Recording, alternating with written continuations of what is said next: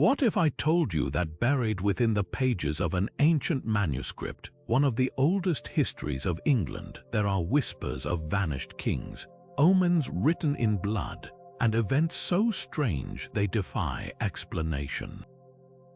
The Anglo-Saxon Chronicle isn't just a dry record of dates and battles. It's a labyrinth of mysteries, a tapestry woven with threads of the uncanny. For centuries, historians have pored over its lines, debating the truths hidden between its words. But even now, some entries remain unexplained glimpses into a world where the supernatural seeped into the historical, where dragons soared in the skies and kings vanished without a trace. Picture this: a scribe hunched over parchment by candlelight, dipping his quill into ink as he records the events of his time. But what he writes isn't just the mundane, it's the inexplicable. Comets that foretell doom, ghostly armies seen marching in the mist, kings who disappear into thin air. These aren't folktales, they're entries in a document meant to be a sober record of history. So why do these anomalies exist? Were they mistakes, or deliberate clues left behind for us to decipher? The Anglo-Saxon Chronicle doesn't just recount history, it taunts us with questions that still haunt scholars today. And that's where our journey begins. Over the next 20 revelations, we'll peel back the layers of this enigmatic text, uncovering secrets that challenge everything we think we know about medieval England.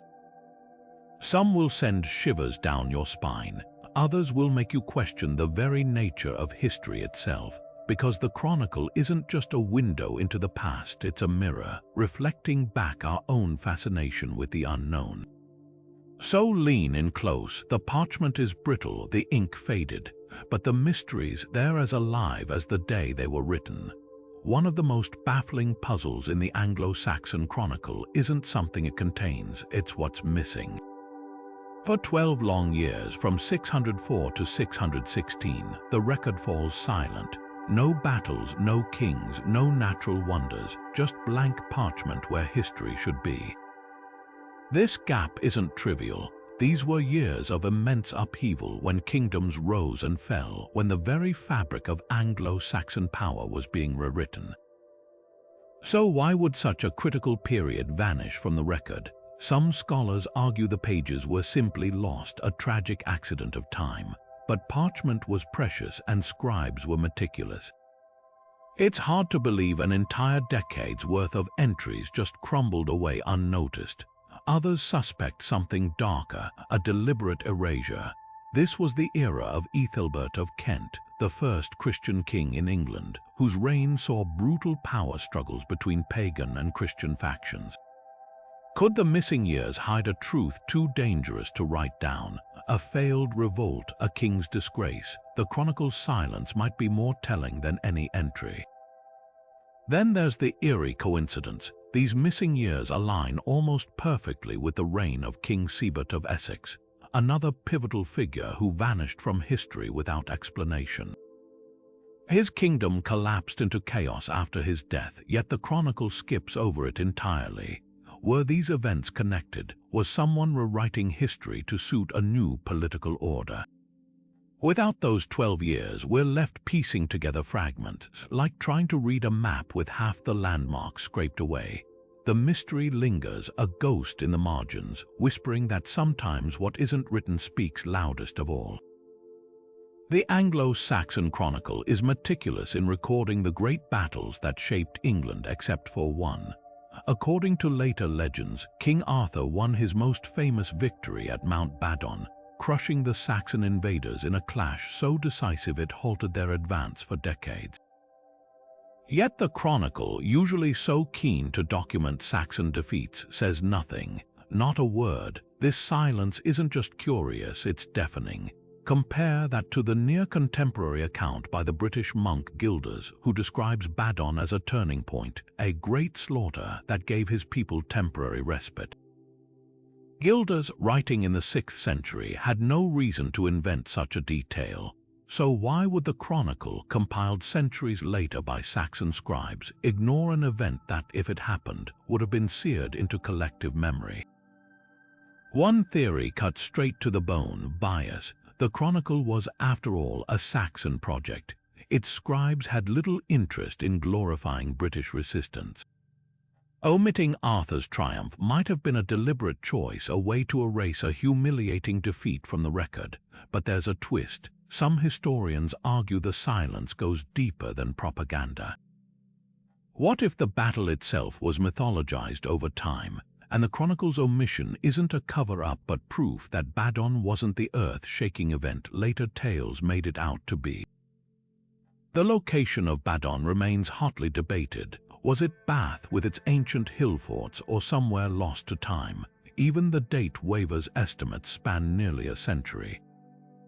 This uncertainty fuels the fire. If Badon was so pivotal, why does the earliest Saxon poetry, like the epic Widsith, also fail to mention it? The truth might lie in the middle.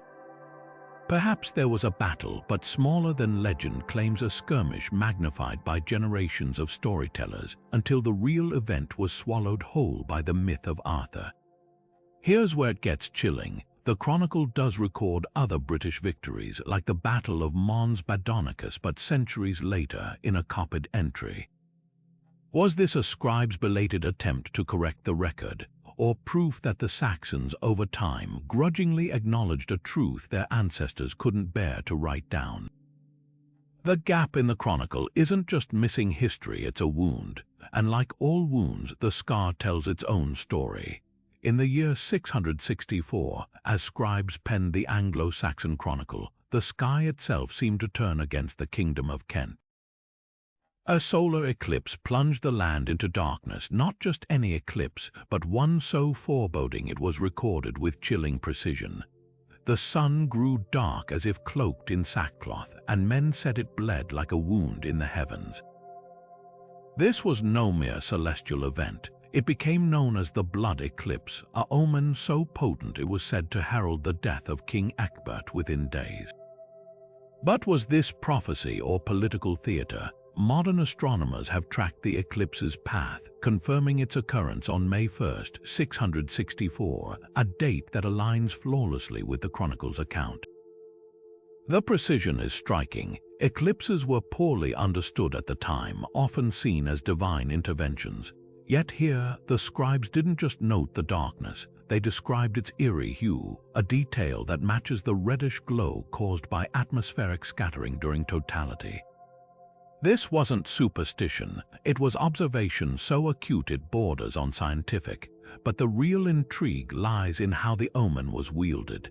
Ecgbert's reign was already unstable, his authority challenged by rival nobles and rising Christian factions. The eclipse became a weapon. Chroniclers loyal to his rivals framed it as God's judgment, a sign the king had lost divine favor. And when Ecgbert died shortly after, conveniently, of unnamed causes, the eclipse transformed from phenomenon to prophecy. Coincidence, perhaps, but in a world where kings ruled by divine right, perception was power. A darkened sun could topple a throne faster than any army. Compare this to other medieval eclipses like the one in 794, which the Chronicle dismisses in a single line. Why lavish such detail on Ecgbert's eclipse? The answer whispers of manipulation. The scribes crafting these entries weren't just historians, they were spin doctors, shaping narratives to legitimize new rulers. By binding Ecgbert's death to the eclipse, they cemented a story of divine retribution, ensuring his successor's legitimacy. Yet there's a twist. Ecgbert's death wasn't sudden. Records suggest he was ill for months. The eclipse, then, may have been retroactively tied to his decline, a narrative stitched together after the fact. This rewiring of cause and effect reveals the Chronicle's dual role, part history, part propaganda. The heavens didn't predict Ecgbert's fate, men did with ink and ambition. And in that gap between astronomy and agenda, the blood eclipse still casts its long shadow over history. History has a way of playing tricks on us, but few are as blatant as the case of King Swithred of Essex, a man who seems to have cheated death itself. According to the Anglo-Saxon Chronicle, this 7th century ruler didn't just die once. He died twice, first in 746, then again in 758. 12 years apart, same name, same kingdom, same grim finale. How does a king perish twice, and why would the scribes let such an obvious contradiction stand? At first glance, it's tempting to dismiss this as a simple scribble error, a tired monk copying the same event twice, but the chronicle wasn't some haphazard notebook. It was a carefully maintained record with multiple versions cross-checked across monasteries. Mistakes happened, yes, but rarely something this glaring. Especially for a king, that's led some historians to propose a wilder theory. Swithin wasn't one man but two, twin brothers perhaps ruling consecutively, their identities blurred by time. Evidence leans into the mystery. Essex's royal lineage during this period is notoriously murky. Records outside the chronicle mention a Swithin, but never clarify if he ruled continuously or if power shifted between namesakes. Could this be a case of history collapsing two rulers into one? We see echoes of this in other medieval texts where similar names, especially in dynasties that reuse them, create phantom double reigns. Yet there's a darker possibility. The later entry in 758 aligns with a period of violent upheaval in Essex. Viking raids were escalating and rival factions vied for control. If the original Swithin died peacefully, his successor might have borrowed the name to legitimize his rule, only to fall in battle years later. The chronicle, compiled decades after, could have merged their stories. But here's the twist. Both entries describe Swithin's death with identical phrasing, passed from this world. That's no accident. It suggests a deliberate pattern, as if the scribes were signaling something.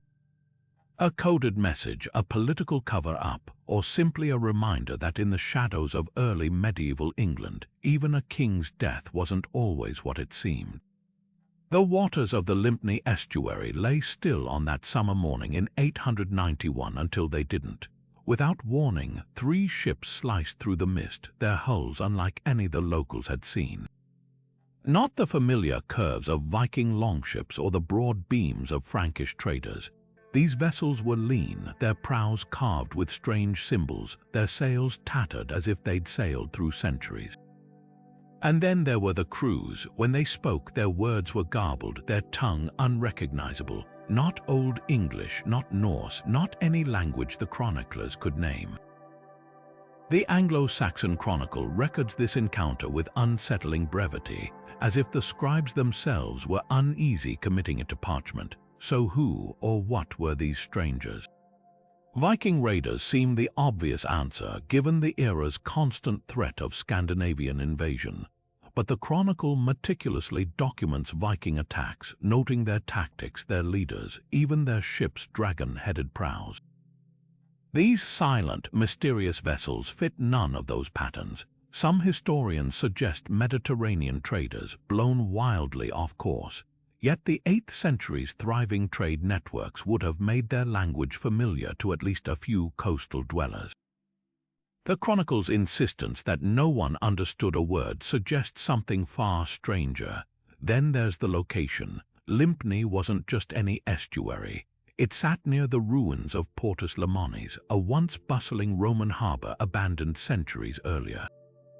Local legends spoke of ghostly galleys haunting those waters, remnants of the empire's lost legions. Could the scribes have glimpsed a time slip, a fleeting echo of Rome's glory? Or consider the indigenous Britons whose Celtic dialects had faded under Saxon rule.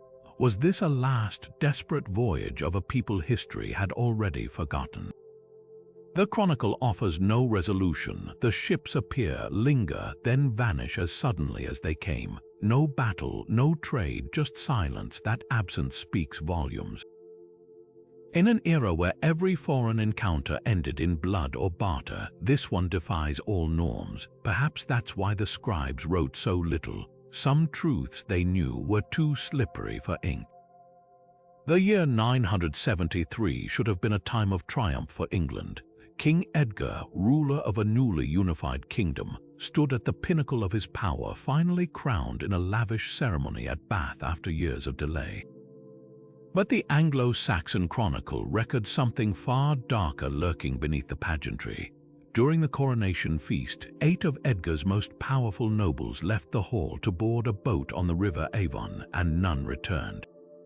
The Chronicle's account is chillingly matter-of-fact. They were drowned, every one, in the swift currents, a tragic accident or a curse playing out before the eyes of a terrified court.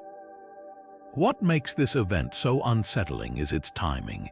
Edgar's coronation wasn't just ceremonial, it was a calculated political masterpiece. After decades of Viking invasions, Edgar had forged a fragile peace, earning the nickname the Peaceable for his diplomatic skill. His crowning was meant to symbolize a new era of stability, yet the river's deadly claim on his nobles cast an immediate shadow. Contemporary chroniclers didn't miss the symbolism. Water, in Saxon belief, was a liminal space, a boundary between worlds, for 8 men to vanish beneath its surface at the very moment of Edgar's triumph. That reeked of divine displeasure. Some historians argue the drownings were pure misfortune, a case of drunken revelry meeting a treacherous tide. But the Avon's currents near Bath were well known, and Saxon nobles weren't strangers to river travel. The Chronicle's emphasis on the number 8 is also telling. In medieval numerology, 8 represented renewal, echoing the 7 days of creation plus a new beginning. For 8 men to die at a coronation meant to herald renewal. The irony would have been palpable. Then there's the aftermath. Within a generation, Edgar's hard-won peace shattered under relentless Viking raids. Later scribes, looking back, saw the drownings as an omen, a warning unheeded. Even the location carried weight. Bath's hot springs were sacred to both Saxons and the Romans before them, a place where the veil between mortal and divine was thought to be thin. If ever the gods wished to send a message, this was the stage. But perhaps the most haunting theory connects the drowned nobles to Edgar's controversial policies. To secure his reign, he'd stripped lands from old aristocratic families, rewarding loyal churchmen instead. The 8 who died weren't just nobles, they were holdouts from that displaced elite. Coincidence or something more sinister? The Chronicle never draws the line explicitly, but its icy brevity leaves room to wonder. History may record the event as an accident, but in the whispers of the time, the Avon's waters didn't take those men. They were called. Deep in the stone walls of Winchester Cathedral, hidden for centuries behind layers of mortar and dust, lay a secret that would rewrite history. In the early 16th century, as Henry VIII's forces tore through England's monasteries, someone made a desperate choice: to seal away a priceless manuscript inside the very fabric of the cathedral itself. This wasn't just any document, it was the Parker manuscript, the oldest surviving copy of the Anglo-Saxon Chronicle, a text so politically explosive that its protectors risked everything to keep it from being destroyed. The act of walling up a book speaks volumes. During the Reformation, religious texts were burned, rewritten, or purged to align with the new Protestant orthodoxy. But the Chronicle wasn't merely a spiritual work. It was a record of England's pre-Norman past, a time when power flowed through Saxon bloodlines, not Tudor decree.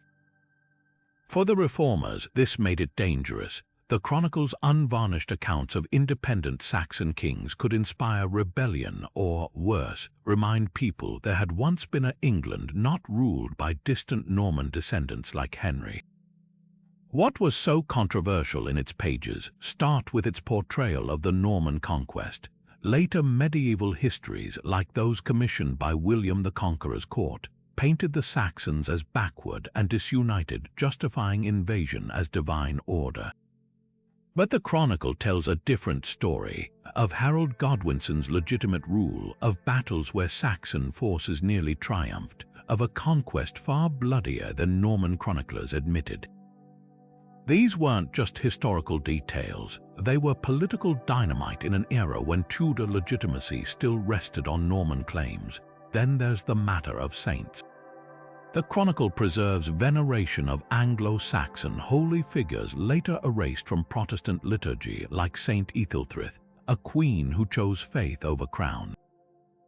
To reformers, these cults smacked of Catholic idolatry, but to those who hid the manuscript, they were sacred threads connecting England to its true spiritual heritage. The hiding place itself is a clue. Winchester wasn't just any cathedral, it was the ancient Saxon capital, the heart of Alfred the Great's kingdom. By entombing the Chronicle there, its protectors may have been making a silent stand that the past couldn't be so easily erased. When the manuscript was rediscovered in the 1500s, it was missing leaves, some torn, others carefully excised. The gaps aligned suspiciously with passages about Saxon resistance to foreign rule. Coincidence or the scars of censorship? Modern scholars have pieced together the truth through ultraviolet scans and painstaking reconstruction, revealing ink stains where words were scraped away. But the most telling detail is what remains untouched: the Chronicle's quiet, relentless insistence on recording events as they happened, not as later rulers wished them remembered. In that sense, the wall wasn't just a hiding place, it was a mirror reflecting the timeless struggle between power and truth. The year 798 should have been a quiet footnote in the Anglo-Saxon Chronicle, just another administrative shuffle in the ever-shifting hierarchy of the medieval church. But one line shatters that expectation with its sheer impossibility. And in this year, Ethelhard was again made Archbishop of Canterbury. Again, that single word opens a door to one of the most perplexing mysteries in the entire Chronicle, because by all other accounts, Ethelhard never stopped being Archbishop. He hadn't died, he hadn't been deposed, yet here the scribes insist he was reappointed to his own office. Either this is the sloppiest clerical error in medieval history, or someone tried to rewrite the past and left a clue in plain sight. Look at the context. 798 wasn't just any year. Canterbury, the spiritual heart of England, was locked in a vicious power struggle. On one side stood Ethelhard, backed by King Coenwulf of Mercia. On the other, a faction of rebellious clergy and nobles who resented Mercian influence over the church. Records from the period hint at an attempted coup, with rival bishops questioning Ethelhard's legitimacy. Then suddenly, the Chronicle declares he's been made Archbishop all over again.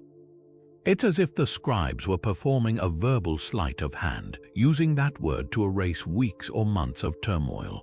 Could this be evidence of a shadow synod, a secret church gathering that briefly ousted Ethelhard? Continental chronicles from the same era describe similar coups where bishops were temporarily replaced through backroom deals. If Canterbury's rebels pulled off such a move, only for Ethelhard to reclaim his seat with Mercian military support, the chronicle's phrasing starts to make sense. Again made Archbishop wouldn't be a mistake. It would be a carefully coded victory lap, a way to acknowledge the disruption while pretending it never legally counted.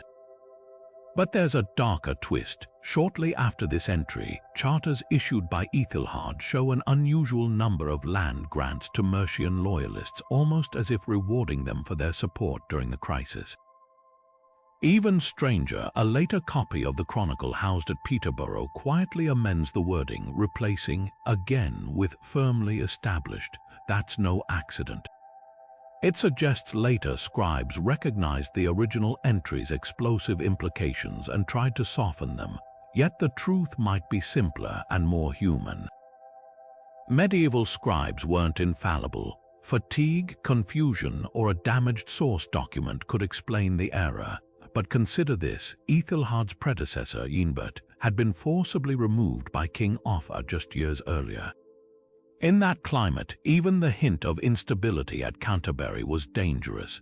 Perhaps the "again" was deliberate, not to record history but to shape it a reassurance to the faithful that their archbishop's authority remained unbroken, no matter what whispers circulated in the cloisters. In the end, the phantom reappointment stands as a testament to how fragile power really was, and how fiercely men would fight to cloak that fragility in the illusion of permanence. The year 793 wasn't supposed to stand out, but the Anglo-Saxon Chronicle shatters that notion with a single, spine-chilling line. fiery dragons were seen flying in the sky over Wessex.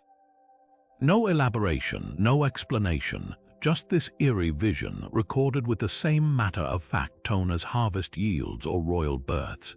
And then, almost as if fate itself were stitching symbolism into history, comes the next entry, the Viking raid on Lindisfarne.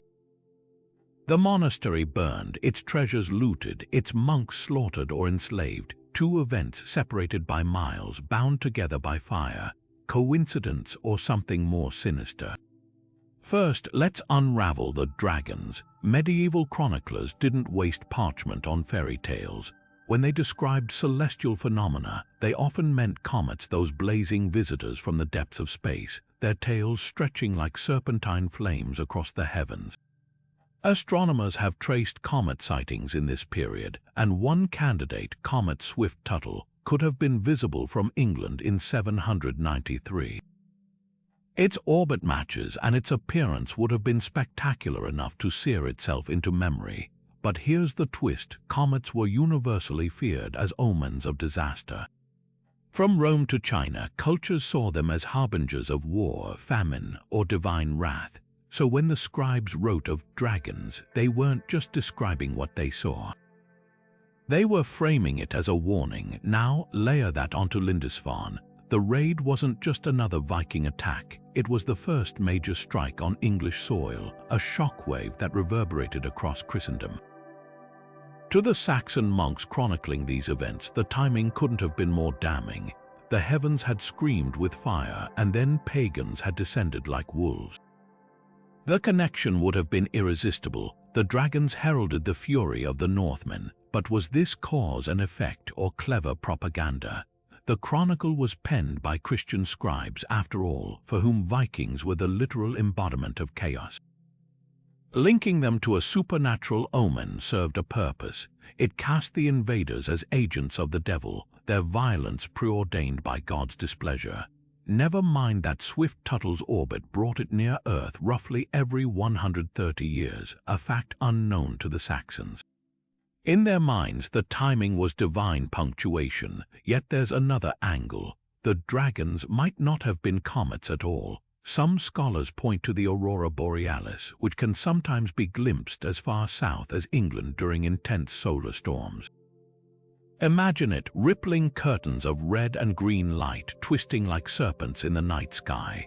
To a people with no concept of magnetism or solar winds, this would have been pure sorcery, a sign that the boundaries between worlds were thinning. What makes this entry so haunting isn't just its ambiguity, but its legacy. For centuries afterward, English chroniclers would pair Viking raids with omens, blood-red moons, phantom armies, screaming winds. The Lindisfarne raid became a template, proof that the supernatural walked hand in hand with human violence, and perhaps that was the point all along. By binding the dragon to the Viking, the scribes weren't just recording history. They were crafting a myth, one where evil announced itself in flames, and faith was the only shield against the darkness. Buried beneath the rolling hills of what's now Gloucestershire and Worcestershire lies a ghost kingdom, a realm so thoroughly scrubbed from the Anglo-Saxon Chronicle you'd never guess it once rivaled Mercia in power. The Hwicks weren't just another minor tribe. They ruled a thriving territory for over 2 centuries, minted their own coins, and even negotiated as equals with kings. Yet flip through the Chronicle's pages and you'll find barely a whisper of them. This isn't an accident of history. It's a deliberate erasure, one that archaeology is only now undoing. Start with the silence. The Chronicle mentions the Hwicks exactly once in passing when their king Osric converts to Christianity in the 7th century. After that, oblivion. Compare that to neighboring Mercia, whose every battle and betrayal fills entire folios.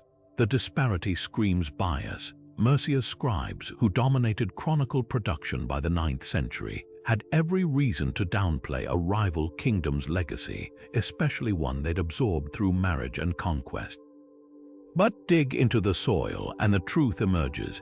At sites like Worcester and Gloucester, archaeologists have unearthed Hwicks palaces with Mercian-style grandeur, great halls floored with imported stone, high-status jewelry mixing Saxon and Celtic motifs.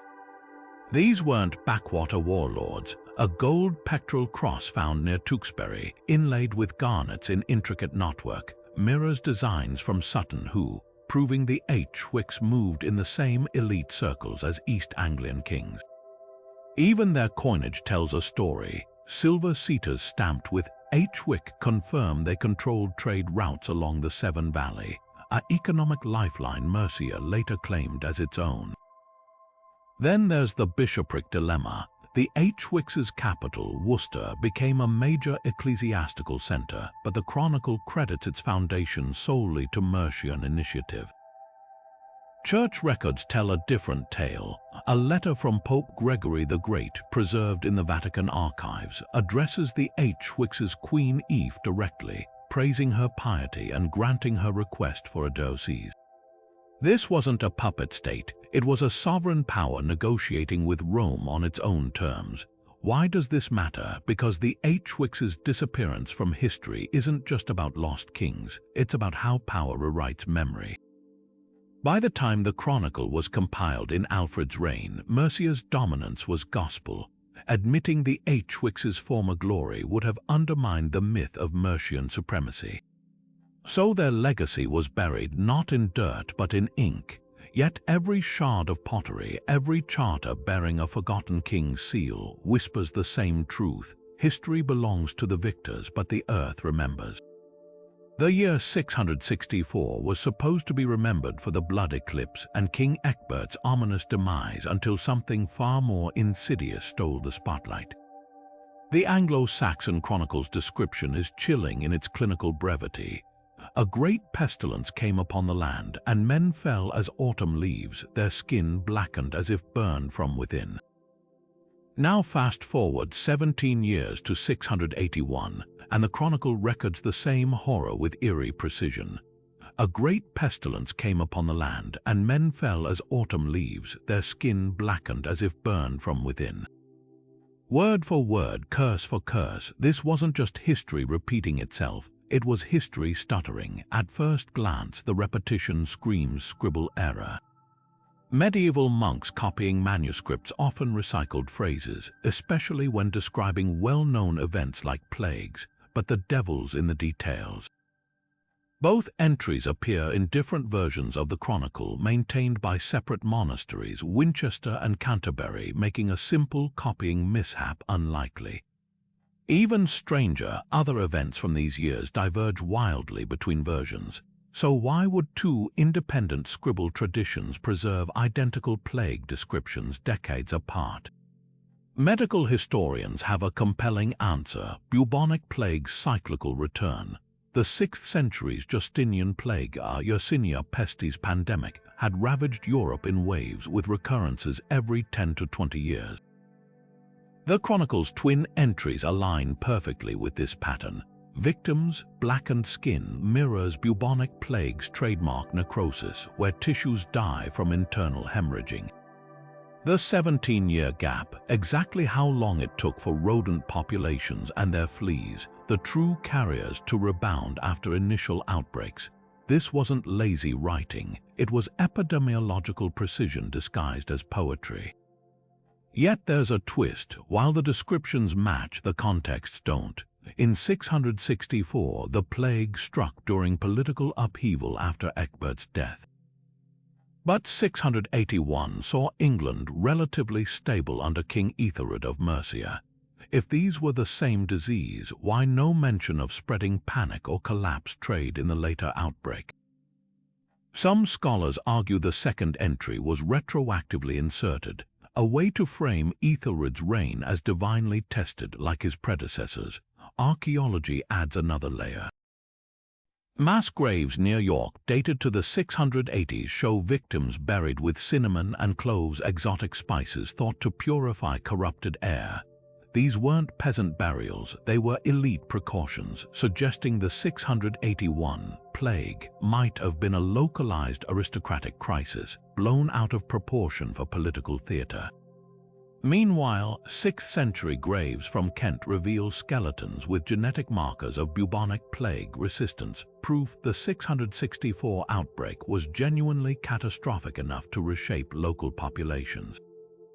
The Chronicle's repeating plague leaves us with a tantalizing possibility that its scribes weren't just chronicling history but diagnosing it. By linking the two events linguistically, they may have been signaling a grim truth that pestilence, like kings, moves in cycles. And in those identical words, we hear the echo of an ancient warning. Civilization's greatest threats aren't always new. Sometimes they're shadows that refuse to stay buried. One summer evening in 986, something unnatural moved through the pastures of southern England. The Anglo-Saxon Chronicle records it with eerie precision. Cattle rose up upon their hindquarters as if in a mad dance, their eyes rolling white before collapsing dead upon the earth. Within days, entire herds lay stiff in the fields, not bloated from disease, not torn by predators, but felled by something invisible. Historians have debated this passage for centuries. Was it disease, poison, or something far more sinister? First, consider ergotism, a fungal infection of rye that causes convulsions and hallucinations in humans. When livestock eat infected grain, they suffer muscle spasms so violent they can appear to dance before exhaustion kills them. The timing fits. 986 saw unusually wet summers across England, ideal for ergot growth. But here's the catch. Ergot poisoning leaves telltale signs: blackened, shrunken grains clinging to stalks. Yet the Chronicle mentions no crop failures, only the cattle's bizarre behavior. Then there's the warfare angle. This was the height of Viking raids, and Scandinavian sagas speak of cattle curses, biological sabotage using toxic plants like water hemlock slipped into feed. One Icelandic account describes berserkers poisoning enemy livestock with a paste made from deadly nightshade. Could Viking raiders have weaponized local flora to cripple Saxon food supplies?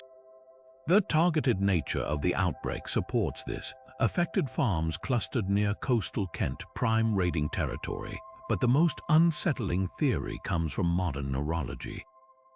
The dancing description perfectly matches symptoms of prion diseases like mad cow disease, where misfolded proteins turn brains to sponge. While modern outbreaks stem from cannibalistic feeding practices, medieval cattle might have encountered prions through contaminated bone meal fertilizer. If so, this entry could be the earliest recorded case of a terrifying phenomenon science wouldn't understand for another 1,000 years. Yet the Chronicle's phrasing, as if in a mad dance, suggests the scribes didn't see this as purely natural. To them, such unnatural behavior implied supernatural intervention. Cattle were wealth, stability, survival. Their sudden, grotesque deaths would have felt like an attack on the very order of things. That same year, Viking longships were spotted offshore. Small wonder some historians read between the lines and see not just a disease report but a coded message. The land itself was under siege, and the enemy wasn't just men with axes, but the unseen forces they seemed to command. The truth may lie in the gaps. No contemporary European sources mention this plague, raising questions about its scale. Was it contained to a few farms, its horror magnified by rumor? Or did the Chronicle preserve a genuine catastrophe later scrubbed from memory? One clue lingers in place names. A field near Canterbury still bears the name Dancing Acre, and local folklore speaks of grass that never grows quite right there. Whether poison, pathogen, or something stranger still, the land remembers what the records only hint at: 7 manuscripts. That's all that remain of the original 9 volumes of the Anglo-Saxon Chronicle, an irreplaceable tapestry of England's past, now missing 2 crucial panels. The surviving copies are scattered across libraries from Oxford to St. Petersburg, each with its own variations and omissions. But the real mystery lies in the gaping holes where 2 books once stood. Rumors persist that these weren't lost to time or neglect. They were deliberately erased, burned on the orders of Henry VIII during his brutal dissolution of the monasteries. And if the whispers are true, those pages held secrets powerful enough to threaten even a Tudor king. The evidence is circumstantial but compelling. We know Henry's agents were thorough in their destruction, targeting anything that contradicted his narrative of absolute royal authority.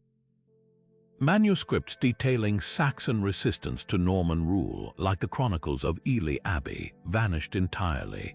The Anglo-Saxon Chronicle would have been doubly dangerous, not just for its unvarnished accounts of conquest, but for its documentation of a time when English kings shared power with councils of nobles, a direct challenge to Henry's obsession with divine right monarchy. Then there's the curious case of the missing Winchester volume. Scholars have pieced together references from medieval library catalogues confirming its existence as late as 1536. The very year Henry's commissioners began ransacking monastic libraries. An inventory from Glastonbury Abbey lists a great book of the old kings that matches the Chronicle's description, but no trace of it remains after 1539. Coincidence or proof of a systematic purge? The holes in the record speak volumes. One of the lost chronicles likely covered the reign of Ethelred the Unready, a king whose disastrous rule saw England nearly collapse under Viking invasions. Later Tudor historians, eager to legitimize strong central rule, painted Ethelred as weak and indecisive, but fragments preserved in other texts suggest the original chronicle offered a more nuanced view, one where Ethelred's failures stemmed from noble rebellions and betrayal, not personal incompetence. That distinction mattered. If Saxons could overthrow bad kings, what stopped subjects from questioning Tudor authority? Even more explosive may have been the second missing volume's contents. References in letters between 16th-century antiquarians hint it contained detailed records of the Witan, the Saxon council that approved royal successions. Henry, who broke with Rome to control his own marriage and succession, couldn't afford reminders that English kings once answered to broader consensus. The Chronicle's survival in partial form suggests a compromise, some volumes spared for their historical value, others destroyed for their inconvenient truths.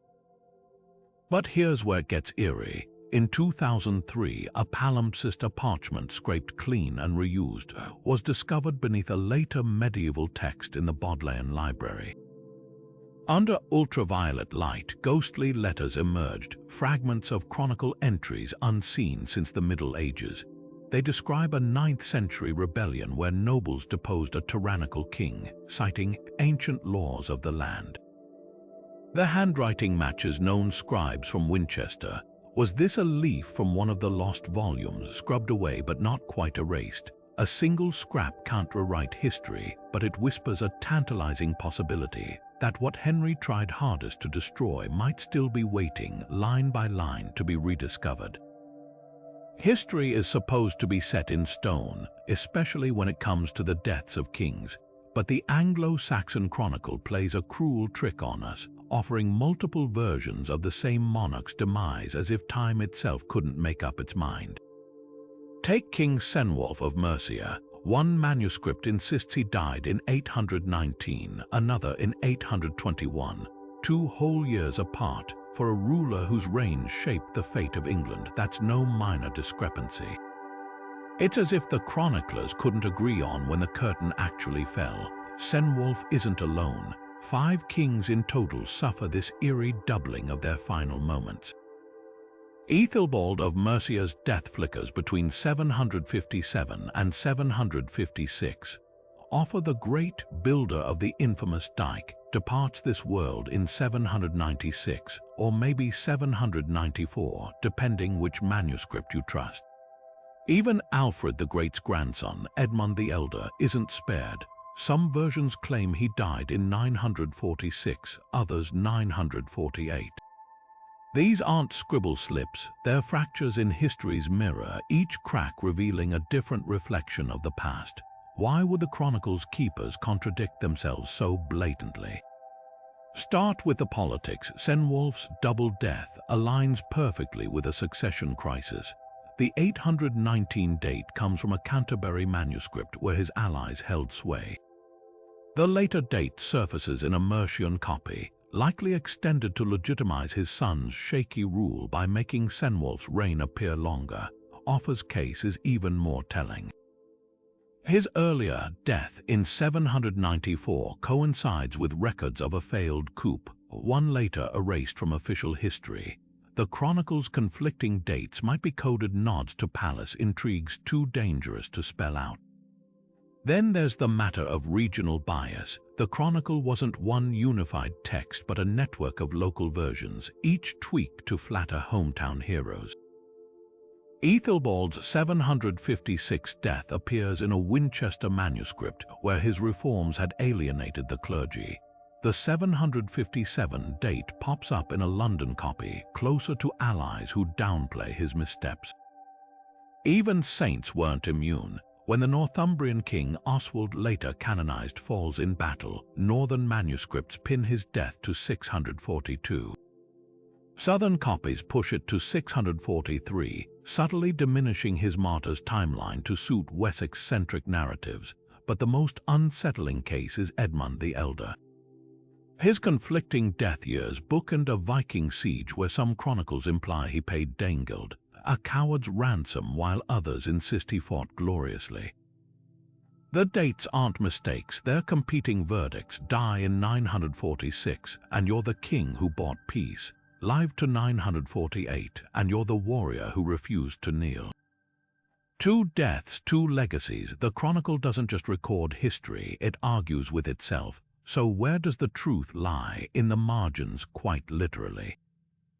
Later scribes often annotated conflicting entries with phrases like "some say" or "it is also claimed."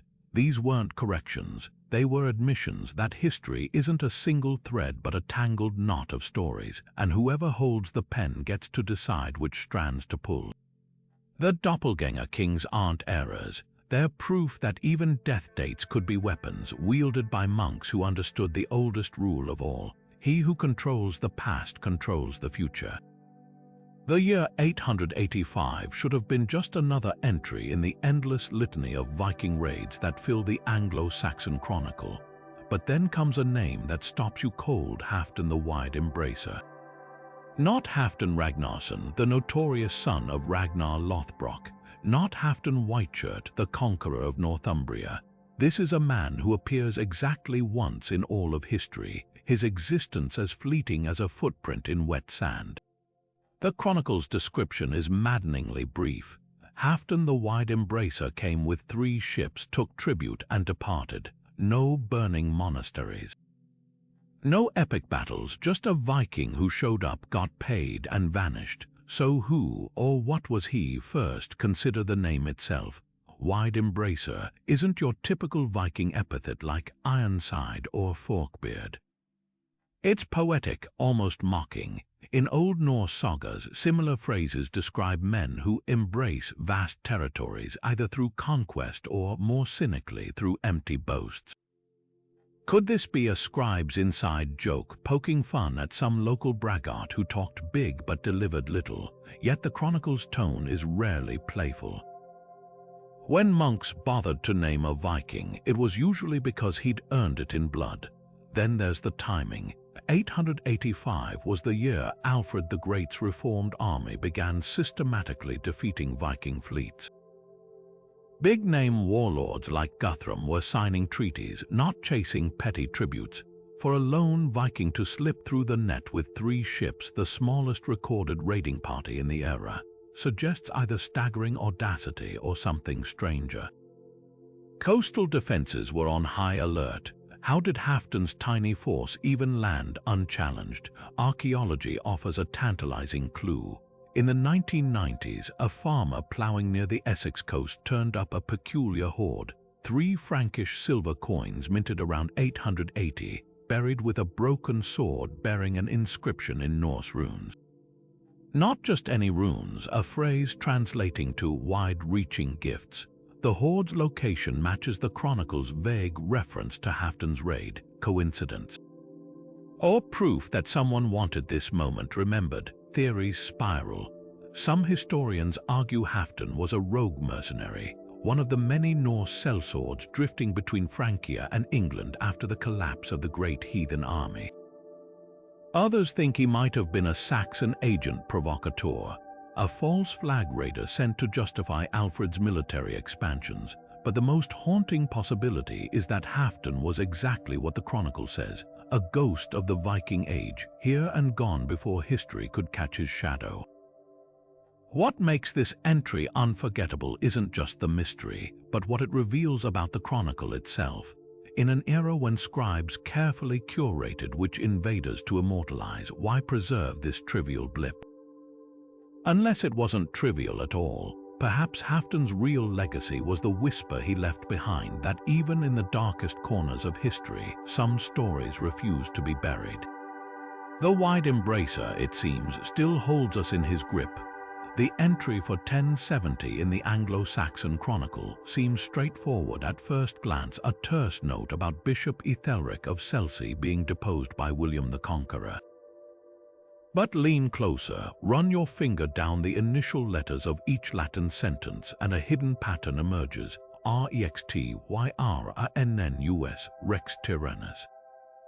Tyrant King. This wasn't just a record of events, it was a dagger slipped between the ribs of history, a coded accusation against William himself, buried where only the literate elite would find it. Who would dare such a thing? Ethelric was no ordinary bishop. A Saxon appointee in a newly Norman-dominated church, he'd spent years resisting William's reforms. His deposition wasn't just administrative, it was political. By 1070, William had crushed multiple Saxon revolts, leveled northern England in the harrying of the north, and replaced nearly every Anglo-Saxon bishop with Norman loyalists. For a scribe to smuggle this insult into the Chronicle wasn't just risky, it was treason. The acrostic's craft is chilling. Latin acrostics were rare in this era, reserved for hymns or poetic dedications. To weaponize one in a historical record was unprecedented. Even more audacious, the Chronicle's official version for that year exists in multiple copies, but only the Canterbury manuscript contains the full acrostic. Others truncate it, as if later scribes realized the danger and tried to scrub the message. The Canterbury monks, however, left it intact, perhaps out of defiance. Or perhaps because they knew William's clerks wouldn't think to read vertically. But here's the twist: William's own chaplain, a Norman monk named Ernulf, later became prior of Canterbury. If anyone would have spotted the code, it was him. Yet the acrostic survived. Was it oversight or silent complicity? Even Normans privately acknowledged William's brutality. The Domesday Book, compiled just 16 years later, records over 75,000 deaths in the harrying. Ernulf may have been Norman, but he was also a scholar. He'd have understood the acrostic's power, not to change the present, but to ensure the future remembered the cost of conquest. The real genius lies in the phrasing. Each line of the acrostic is technically accurate. Ethelric was deposed for resisting rightful authority. William was, by legal definition, England's rightful king. The tyranny wasn't in the facts, but in their arrangement, a whisper between the letters. For centuries, historians assumed the Chronicle's post-conquest entries were sanitized propaganda. This one slip of the quill proves otherwise. Even in defeat, the Saxons found ways to etch their truth into the record, ensuring that someday someone would read between the lines. The year 1016 should have been seared into the Anglo-Saxon Chronicle with the same fury as the Norman conquest 50 years later. A Danish king, Cnut, had just seized England's throne after a brutal war that left the Saxon nobility broken. Yet the Chronicle's account is astonishingly muted, just a handful of sparse lines noting Cnut's coronation, devoid of the dramatic flourishes that color earlier Viking defeats or Ethelred the Unready's failures. Meanwhile, Scandinavian sagas and German chronicles paint 1016 in vivid strokes. Rivers choked with bodies, London under siege, a kingdom hanging by a thread. So why does England's own record fall so eerily silent? Consider the politics. The Chronicle wasn't some neutral observer. it was a document shaped by the powers that controlled its scriptoria. By 1016, Cnut had already begun replacing Saxon bishops and abbots with Danish loyalists. Monasteries housing chronicle copies like Peterborough suddenly found themselves under new management. A scribe praising Saxon resistance or lamenting Danish cruelty might find himself out of a job or worse, but censorship alone doesn't explain the tone. The Chronicle doesn't just omit Cnut's violence, it almost shrugs. Compare that to its agonized entries about Ethelred's ineptitude, where every Danish victory feels like a moral indictment. The difference is telling. Here's where it gets fascinating. Archaeology reveals Cnut didn't just conquer England, he co-opted it. Coins minted in 1016 show him wearing the crown of a legitimate English king, not a foreign usurper. Charters from the period prove he confirmed Saxon laws and even married Ethelred's widow, Emma, to cement his legitimacy. The Chronicle's restraint might reflect this careful rebranding. To the scribes, Cnut wasn't a Viking invader by 1017. He was the anointed ruler preserving order after Ethelred's chaos. The real story isn't in what the Chronicle says, but what it doesn't. No triumphant Danish sagas, no weeping over Saxon defeat. Just quiet acceptance, yet there's a third possibility. The surviving Chronicle manuscripts from this period are all later copies.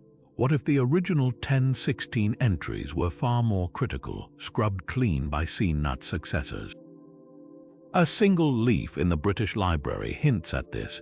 Buried in a 12th century legal text, a palimpsest shows erased lines describing the heathen host ravaging Mercia, phrases absent from official versions. Was this the first draft of history, later sanitized? The silence speaks loudest when you listen sideways. While the Chronicle mumbles skaldic poems at Cnut's court brag of swords reddening the Thames. Frankish chroniclers record English refugees flooding Normandy, carrying tales of villages put to the torch. Even the weather seems to protest. Ice cores from Greenland show 1016 as one of the coldest years in centuries, as if nature itself mourned. The Chronicle's hush isn't just missing history. It's a wound dressed in parchment, a kingdom's gasp before the breath of a new era.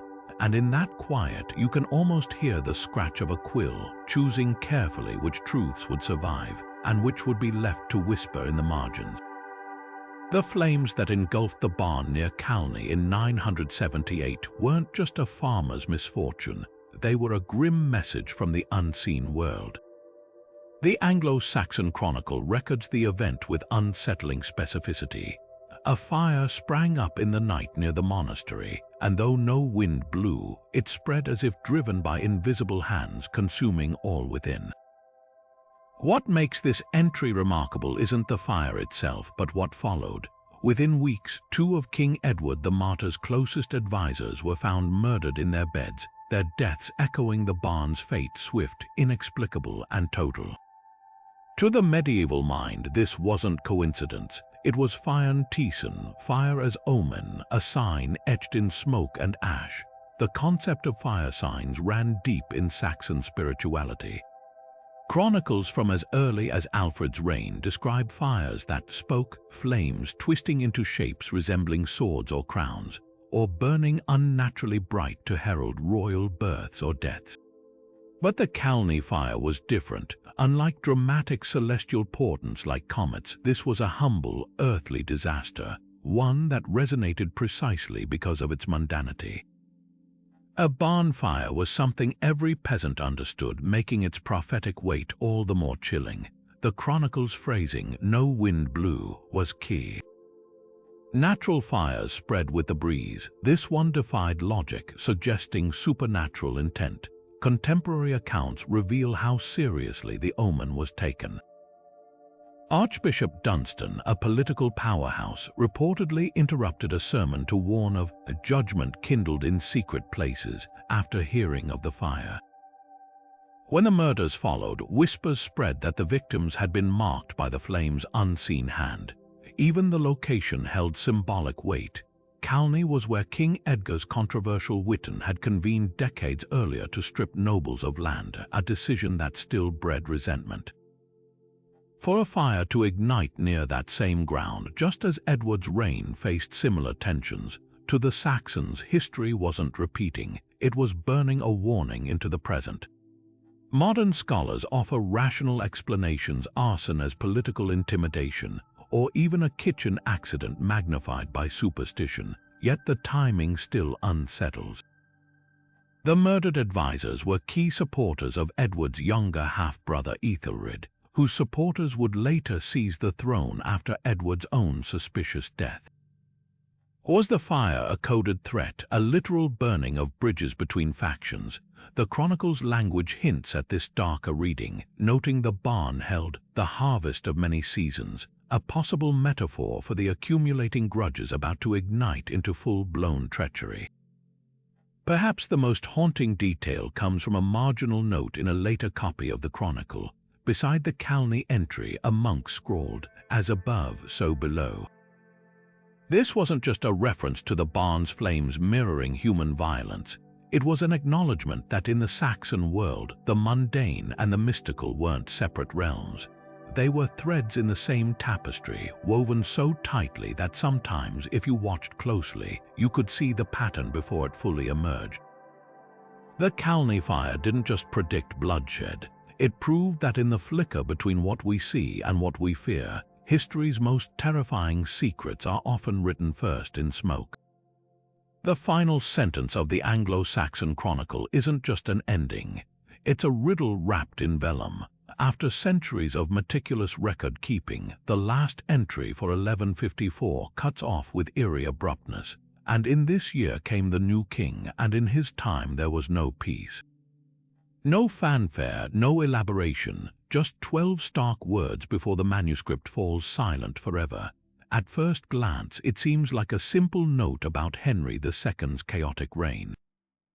But lean closer, and the ink begins to twist. Was this a prophecy, a curse, or the exhausted sigh of a scribe who'd seen too much history repeat itself? Henry's accession was anything but smooth. The grandson of Henry I and son of the formidable Empress Matilda, he inherited a kingdom shattered by 20 years of civil war known as the Anarchy. Noble factions ran rampant, castles stood lawless, and the crown's authority had crumbled. For a chronicler steeped in Saxon tradition where kingship demanded divine order, this wasn't just political turmoil. It was cosmic dissonance. The phrase, "no peace," isn't a casual observation. In medieval liturgy, the Pax Dei, the peace of God, was a sacred ideal. For a scribe to declare its absence wasn't recording history. It was issuing a verdict, yet the choice of words chills deeper than discontent. Compare this to the Chronicle's other transitions of power. When William the Conqueror took the throne in 1066, scribes noted the great slaughter, but framed it as divine will. Even Stephen's disastrous reign earned measured criticism. Only Henry's introduction carries this ominous finality. Some historians argue the scribe wasn't predicting chaos, he was echoing older entries. The same phrase appears verbatim in descriptions of Ethelred the Unready's reign 2 centuries earlier, a deliberate callback to England's most infamous failed ruler. Henry then wasn't just a new king, he was a dreaded echo. But here's the spine-tingling twist: the Chronicle's final scribe likely never saw Henry's worst troubles. The king's infamous clash with Thomas Becket, the rebellions of his sons, the slow unraveling of his empire, all unfolded years after the last entry. So why such foreshadowing? The answer might lie in the parchment itself. Analysis of the ink reveals the final sentence was added later, squeezed into the margin by a different hand. This wasn't contemporary reporting, it was a postscript penned by someone who'd witnessed Henry's early reign and recognized the pattern. Perhaps the true prophecy wasn't in the words, but the silence that followed. For the first time since its inception in Alfred's reign, the Chronicle stopped updating. No more comets, no more omens, just an empty folio where history should have been. In that void, the last scribe's warning echoes loudest. Some cycles of violence don't need recording. They write themselves. The ink-stained hands behind the Anglo-Saxon Chronicle didn't just record history, they hid inside it. Modern forensic analysis has peeled back the layers of parchment to reveal a stunning truth. At least 23 distinct scribes contributed to the Chronicle's creation, their quills leaving behind whispers of individuality in the curve of a letter or the slant of a stroke. Some left even bolder clues, tiny personal symbols tucked into margins, like a shepherd's mark in wool or a mason's signature in stone. These weren't careless slips. They were deliberate breadcrumbs left by writers who knew their names might never be spoken aloud. Take the Canterbury manuscript. Infrared imaging exposed minuscule triple dots beneath certain entries, a cipher used by a scribe we now call the notator. He appears in bursts across decades, his telltale marks surfacing beside accounts of Viking raids and royal successions. Then there's the tremulous hand in the Peterborough Chronicle, its shaky letters betraying an elderly monk working through palsy, yet still meticulously correcting his predecessor's errors. These weren't anonymous copyists, they were custodians of memory, etching their presence into history even as the institution demanded their invisibility. But why the secrecy? Monastic scribble culture prized humility, individual glory was seen as vanity. Yet the sheer variety of hands tells another story. Some entries are penned in hurried, pragmatic strokes, likely by political operatives updating the chronicle as dynasties shifted. Others unfold in lavish, unhurried script, suggesting scholars given leisure to ponder each word. The differences expose a tension between the chronicle's public face, a unified national history, and its messy reality as a patchwork of perspectives, some at odds with official doctrine. The hidden signatures amplify this subtext. In Winchester's edition, one scribe consistently replaces the standard Latin Anno Domini with the Old English On Thisum Gear in this year. A tiny linguistic rebellion asserting Saxon identity under Norman rule. Another in Abingdon's version sketches faint bird silhouettes beside entries about omens, as if winking at readers who knew folklore equated birds with divine messages. These weren't mistakes, they were acts of quiet defiance, proving that even in a system designed to erase individuality, the human hand finds ways to say, "I was here." Perhaps most telling are the gaps. In 12th century copies, chemical analysis reveals patches of parchment where ink was deliberately scraped away, not to correct errors but to remove colophons, the brief scribble attributions common in other medieval texts. Someone systematically erased every trace of authorship, leaving only the barest hints beneath. Was this censorship or a final act of devotion from writers who believed the work, not the worker, deserved immortality? The answer lingers in the strokes themselves. When we read the Chronicle today, we're not seeing a single voice but a chorus monks whispering across centuries, their quills dancing between loyalty and self-expression. Their names may be lost, but their hands remain, pressed into the vellum like fingerprints on history's windowpane. And in those subtle marks we find the Chronicle's greatest secret, that history isn't written by faceless forces, but by people who blotted ink, debated phrasing, and sometimes, just sometimes, left a piece of themselves behind. From royal doppelgangers to phantom Viking raiders, from plague cycles that echo across centuries to kings who died twice in the same manuscript, what began as a simple historical record unravels into something far stranger. The Anglo-Saxon Chronicle isn't just a ledger of battles and coronations. It's a hall of mirrors where every entry reflects not just the past, but the fears, biases, and secrets of those who held the quill. These 20 revelations peel back the parchment to show us a world where history and myth blur, where scribes encoded treason in acrostics, and where even the gaps, those deliberate silences, speak louder than words. Think of it this way: the Chronicle isn't a book, It's a crime scene. Every inconsistency, every repetition, every oddly specific detail is a fingerprint left behind by someone with something to hide or something to prove.